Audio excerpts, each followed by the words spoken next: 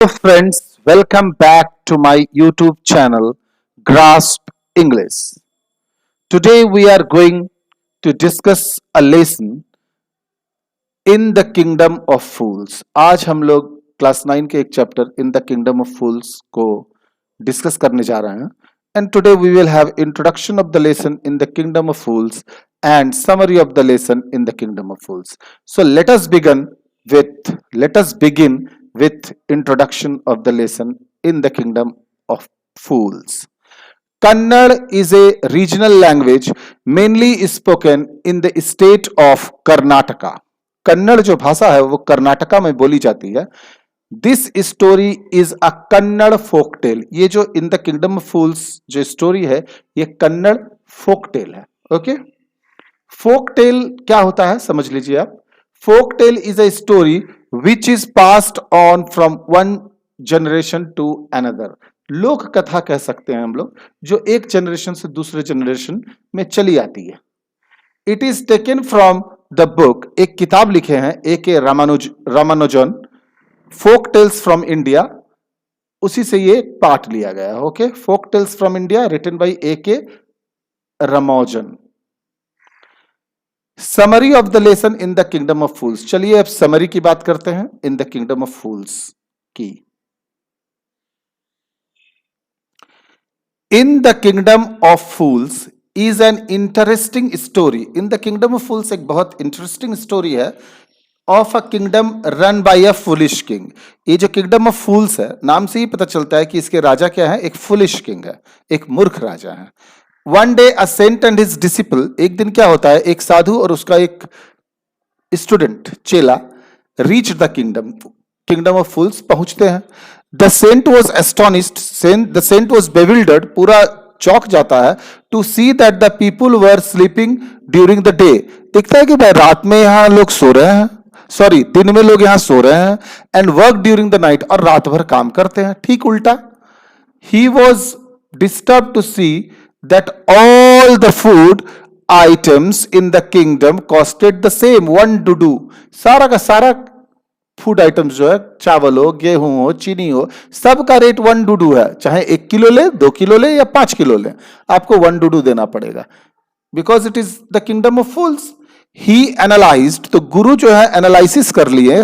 He analysed that it was a kingdom of fools and ordered his disciple to leave the place. और चेला को बोले, student को बोले कि छोड़ो यार, यहां परेशानी बढ़ सकती है क्योंकि मूर्ख राजा है यहाँ, और पूरे के पूरे लोग मूर्ख हैं यहाँ. The disciple did not leave with his गुरु. लेकिन गुरु की एक भी बात नहीं माना उसका शिष्य. As he was lured by the abundance of cheap food. क्योंकि $1 में जितना मन उतना खाना खा लो, और वो थोड़ा ग्लटन था. ग्लटन माने पेटू था, खाने का शौकीन था. One day a man approached the king for justice. एक दिन एक आदमी आता है भाई, न्याय की गुहार लगाते हुए, उसको न्याय चाहिए. ही क्लेम्ड दैट हिज ब्रदर, वो बोलता है कि उसका जो भाई है was committing his ancient trade off थेट. वो चोरी करने का काम कर रहा था अपना. एंड ड्यूरिंग दैट, और चोरी करने के दौरान, the wall of a man's house fell on him. और दीवार कमजोर थी, दीवार गिर गई. एंड ही डाइड, वो मर गया. He asked the king to get him compensation. बोला सर हमको तो कंपनसेशन मिलना चाहिए. As the king was foolish, राजा तो मूर्ख था. He did not analyse that the dead man was criminal. वो ये नहीं देखा कि अरे ये तो चोर है, ये तो क्रिमिनल है. ऑन द कॉन्ट्रेरी, उसके बावजूद वो क्या करने लगा उसके जगह पे, he tried all the people who were involved in the death of the thief. जो involved थे thief के डेथ में, जैसे कि the rich merchant who was the owner of the house, जो कि मालिक था उस घर का जिसका दीवार गिरा था, whose wall had been broken. फिर दूसरा को बुलाता है the man who had built the wall.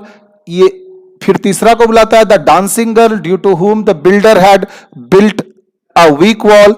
और फिर गोल्ड स्मिथ को बुलाया जाता है because of whom the dancing girl had to move around in the city that day. देखिए, इसको समझने की बहुत ज्यादा जरूरत है क्योंकि एक साथ ये सारा का सारा पार्ट मैंने कहा है. क्यों पहले मर्चेंट आता है, फिर क्यों मैन आता है जो वॉल बनाया है, ये सब जानने की जरूरत है. देखिए जब राजा मर्चेंट को बुलाता है जिसका दीवार गिर चुका है, तो वो बोलता है दीवार तो सर मैंने बनाई नहीं, दीवार तो बनाया है मैसन। तो मैसन को बुलाया जाता है जो दीवार बनाया है। और जब दीवार बनाने वाले को बुलाया जाता है तो वो बोलता है सर मैं तो दीवार बना रहा था, लेकिन एक लड़की को देखा जो डांस कर रही थी तो मेरा ध्यान भटक गया, तो मैंने कमजोर दीवार बना दिया, गलती तो लड़की की है। जब लड़की को बुलाया जाता है तो लड़की बोलती है सर मैं तो वहां जाती ही नहीं, लेकिन गोल्ड स्मिथ मेरा सामान नहीं दे रहा था, मैंने रिपेयर के लिए दिया था, इसीलिए मुझको जाना पड़ा, और तभी तो मुझे देखा मैसन ने, तभी तो वीक वॉल बन गया। और गोल्ड स्मिथ बोलता है सर इसमें मेरी क्या गलती है, मैं एक वेल्दी पर्सन का काम कर रहा था, उसे जल्दी डिमांड थी, अब उसको बुलाया गया।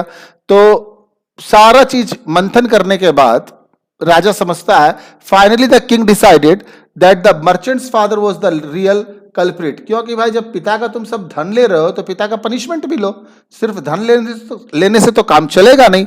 एज ही वॉज डेड, अब तो मर्चेंट के पिता मर गए जो घर बनवाए थे, and his son had inherited all his property, तो सारा का सारा धन दौलत लिए हो, so he should also get punishment in place of his father, तो धन दौलत के साथ साथ थोड़ा पनिशमेंट भी लो अपने पापा का।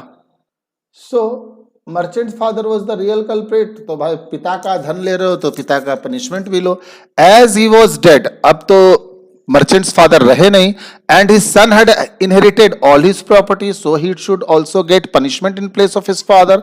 Another turn of events takes place when the minister feels that the merchant is too thin to be killed by the stake। जब फांसी का फंदा बनाया गया तो स्टेक थोड़ा लंबा चौड़ा हो गया और गर्दन मर्चेंट्स का जो था वो पतला दुबला था, तो that he was not at all fit for the stake.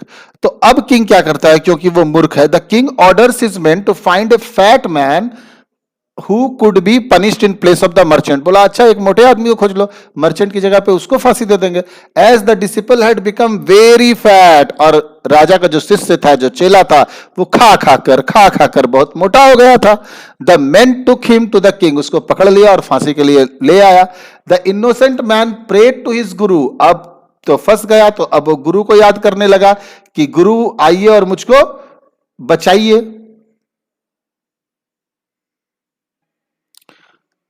तो प्रे किया भाई, तो गुरु समझ गया।